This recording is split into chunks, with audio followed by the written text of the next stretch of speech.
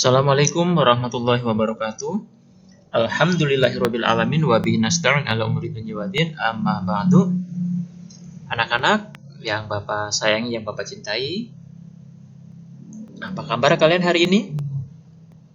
Tidak terasa kita masuk pertemuan minggu ke-7 ya. Tidak terasa anak-anak ya. Namun demikian ya, Bapak doakan semoga kalian tetap dalam keadaan sehat walafiat dan selalu mendapat lindungan dari Allah Subhanahu wa taala. Amin, amin ya rabbal alamin. Sebelum belajar, mari anak-anak kita baca doanya. Bismillahirrahmanirrahim. Rabbi zidni ilman warzuqni fahman wa amalan mutaqabbalan. Amin ya rabbal alamin. Nah, anak-anak, kita sekarang di minggu ke-7 ini masuk di sesi pelajaran yang ke-8 ataupun materi ke-8 ya. Di sini bisa dilihat di buku kalian juga ya. Yang pegang buku, yang tidak bisa pegang buku ya Bapak mohon maaf ya. Boleh bergabung dengan temannya atau bisa download di Google di Google ini ya. Kalian cari di sini, seperti ini contohnya. Nah, tinggal kalian klik ya. Bisa langsung klik download ya, atau hanya lihat saja seperti ini ya. Yang punya komputer atau yang punya HP Android semuanya ya, bisa tinggal lihat. Ini sama persis bukunya seperti yang kalian miliki ya. Di materi 8 ini kita disuguhkan dengan judul Mari Hidup Sederhana dan Ikhlas ya. Namun sebelum Bapak bahas apa sih arti sederhana itu? Nah, di sini ada tulisan di buku kalian. Ada rumah terletak di pinggir pantai, di sekitar rumah itu banyak tanaman dan pepohonan yang terawat baik. Serta lingkungan dan halaman rumahnya pun tampak bersih. Nah, menurutmu, apakah rumah tersebut tergolong sederhana atau tidak? Nah, jadi kalau menurut kita, rumah ini bisa jadi sederhana, bisa jadi rumah mewah. Masa rumah panggung gak mewah sih Pak, orang pinggir pantai lagi. Ya, tentu kalau rumah ini di Indonesia ya tergolong sederhana. Tapi kalau rumahnya ini tempatnya di Amerika Latin, ya sudah pasti ini adalah rumah mewah. Kalau di Amerika Latin memang rumahnya kayak apa, Pak? Ya, kalau Amerika Latin kan itu rata-rata orang negro ya, banyak orang yang serba kekurangan, orang miskin ya. Rumahnya juga sangat sederhana sekali. Kemudian tidak panggung ya, rumahnya biasa aja. Ada kayak rumah orang Eskimo ya. Orang Eskimo tahu? Ya, orang kayak orang Dayak, cuman hidupnya di kutub ya. Jadi rumahnya tuh hanya kayak tungku perapian ya. Siapa yang di rumahnya masih masak dengan menggunakan kayu bakar, mamahnya. Ya, rumah orang Eskimo seperti itu ya. Dari tanah iya, dari tanah. Nah, jadi kalau hidupnya di Indonesia rumah seperti ini ya berarti sederhana ya, tidak mewah ya. Tapi lain halnya kalau yang punyanya orang sangat kaya raya ya.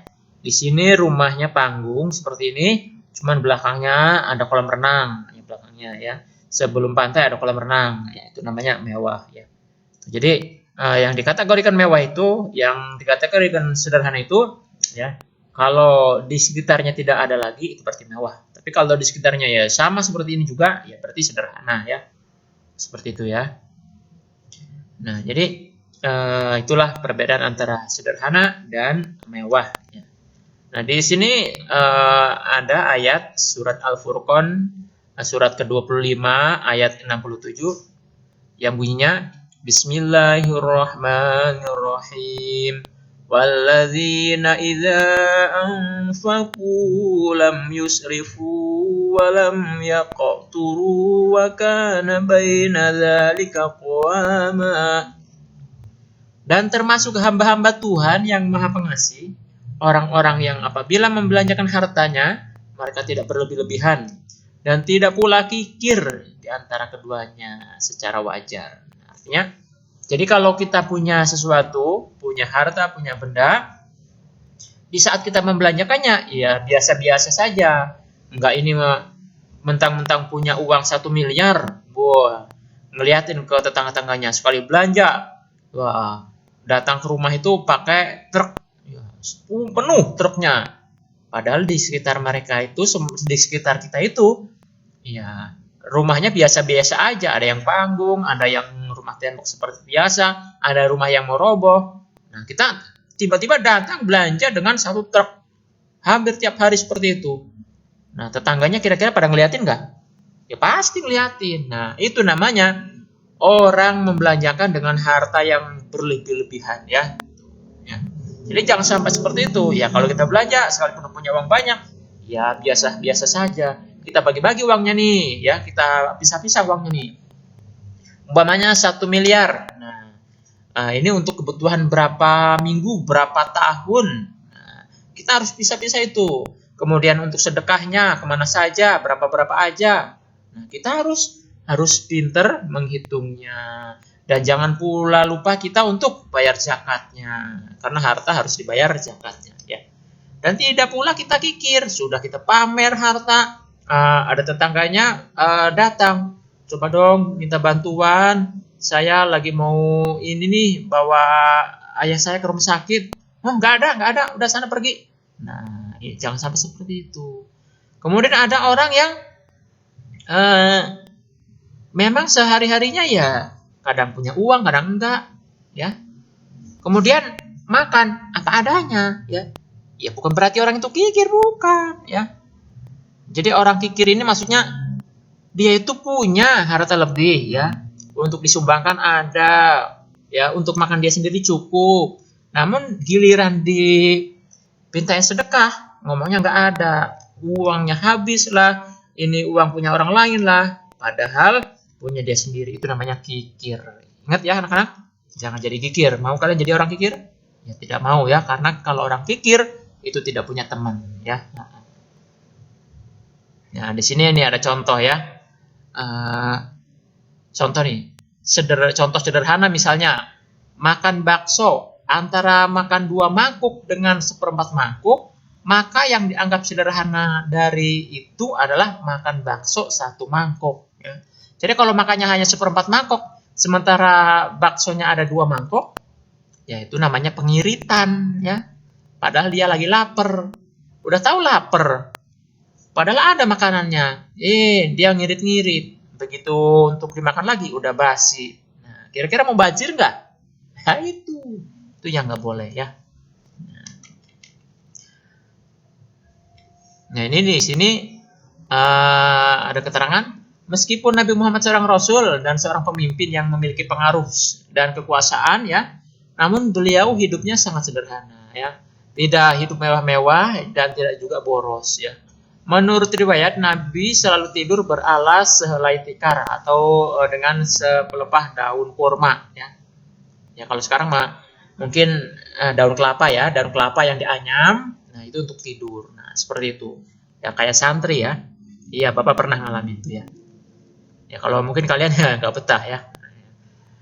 Nah jadi katanya saat Nabi terbangun hingga di bekas pipinya itu apa namanya ada yang ngebekas-bekas ininya daun kormanya itu ya.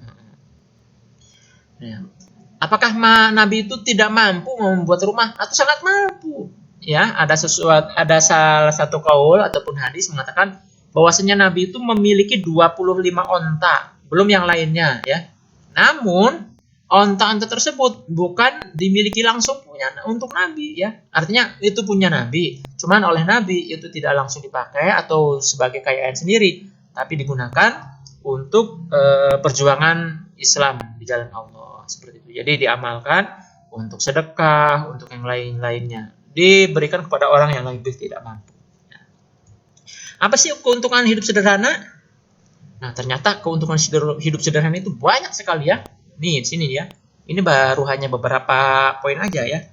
Sebenarnya yang lain banyak lagi ya.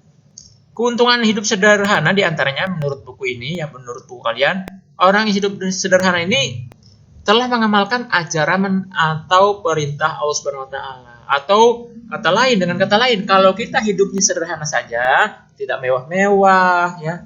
Ya pokoknya biasa aja lah.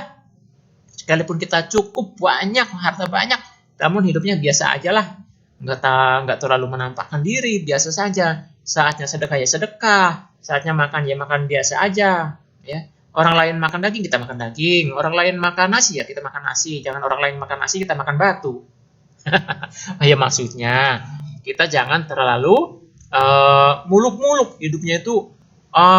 Ini aja belum habis, udah beli lagi. Ini aja belum dipakai, udah beli lagi. TV juga masih bagus, beli lagi yang lebih gede lagi. Nah, itu namanya ya boros ya. Itu jangan ya. Dia orang sederhana, ternyata oleh Allah akan mendapat pahala dan termasuk masuk sebagian dari ibadah. Ingat itu, ibadah bukan hanya sholat, tapi kita menjalankan perintah Allah, hidup sederhana, itu masuk ibadah dan mendapat pahala. Kemudian orang yang hidup sederhana berarti mampu melawan godaan setan, ya, tidak hidup boros, ya. Jadi kita kalau punya uang sekian, ya nabung, ya, itu. Kemudian orang yang hidup sederhana itu juga biasanya rendah hati dan kemudian pasti banyak temennya, ya disenangi teman. Orang yang hidup sederhana juga tidak akan ditimpa penyakit rasa takut ataupun rasa gelisah. Ada kan ini orang lewat di depan rumahnya aja disangkanya maling. Nah, orang lewat di depan rumah kok disangkanya maling. Ya, kalau orang yang punya penyakit rasa gelisah pasti seperti itu, selalu gundah gulana hatinya. Karena apa? Disangkanya akan menyakiti itu, padahal nggak apa-apa ya. Kemudian juga orang yang hidup sederhana itu hartanya tidak akan pernah diambil oleh orang lain ya. Jadi selalu aman. Kenapa? Ya orang kita baik kok. Ada orang butuh kita kasih. Ada orang mau minjem kita kasih. Ya, ada orang yang susah kita bantu. Ya, mana ada orang yang baik dijahatin ya. Ya jarang-jarang ya. Nah, itu seperti itu. Ya itu anak-anak untuk hari ini ya. Nah, materinya. Nah, Bapak minta untuk minggu ke-7 ini kalian tolong hafalkan ya surat ini ya. Nanti kalau sudah hafal, tolong setorkan ke Bapak. Boleh dengan video, boleh dengan voice atau suara ya. Yang ini ya, Bapak ulang lagi ya bacanya. Bacanya Bapak ulang lagi.